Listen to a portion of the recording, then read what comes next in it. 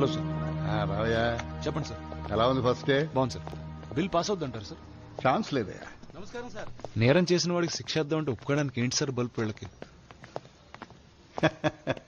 హత్యలు చేస్తారు, డబ్బులు తింటారు, యాసిడ్లు పోస్తారు, పట్టుకుంటే 2-3 రోజుల్లో దర్జాగా బయటకు వస్తారు.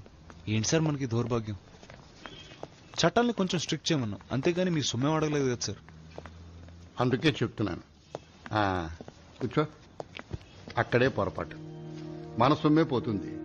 అవినీతి మనకే అవసరం. ఇలాంటి చట్టాలు చేసి వాళ్ళని తృప్తిపరిచామనుకో, రేపు అవినీతి పనులు చేసే అవకాశం మనకుండదు కదా. ప్రజలు తిరగబడరా? వాళ్ళు ఏమన్నా పిచ్చోళ్ళ? వాళ్ళు అడిగితే ఏం సమాధానం చెప్తారు? సమాధానాలు అడిగి వినే తీరిక ఎవరికి ఉందయ్యా? వాడు కష్టపడి పనిచేసి చికెన్ బిర్యానీ తెచ్చుకుంటాడు. వాడి దగ్గర చికెన్ ముక్క లాక్కున్నాం అనుకో, అన్నంలో పప్పు కలుపుని తింటాడు. పప్పు లాక్కున్నాం అనుకో, చారు కలుపుని తింటాడు. అన్నమే లాక్కున్నాం అనుకో, వాడు కంగారు పడి అటు ఇటు చూస్తాడు. అప్పుడు మనం రైస్ ఫ్రీ అనాలి. వాడు ఎగిరి గెంతేసి పనిని చికెన్ బిర్యానీని మర్చిపోయి మన దగ్గర బానిసలాగా పడుంటాడు.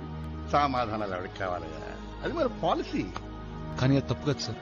లేదయ్యా, ప్రజలు మన నుంచి ఏమీ ఎక్స్పెక్ట్ చేయట్లేదు. ఇలా ఉంటేనే వాళ్ళు ఓటేస్తారు. వాళ్ళని మనం అలాగే ఉంచాలి. వాళ్ళకి మన మీద ఆశ లేదు, మనకి వాళ్ళ మీద హక్కు లేదు. ఏమిటి నవ్వుతున్నావు? ఏం లేదు సార్, మీరు ఎప్పుడు పోతారని. ఇలా చేయండి సార్. మీకు 70-80 ఏళ్ళు ఉంటాయి. ఈ చేతులతో మీరు గాంధీ గారిని తాకుంటారు, ఆ కళ్ళతో నెహ్రూ గారిని చూసుంటారు. ఇంత తెలివి, ఇంత అనుభవం, ఇవన్నీ ఎందుకు సార్? నయా పైసా ఉపయోగం లేదు. అలాంటప్పుడు మీరు ఉంటే ఎంత, పోతే ఎంత?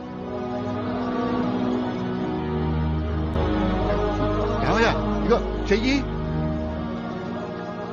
మీరు నాకు నచ్చలేదు సార్.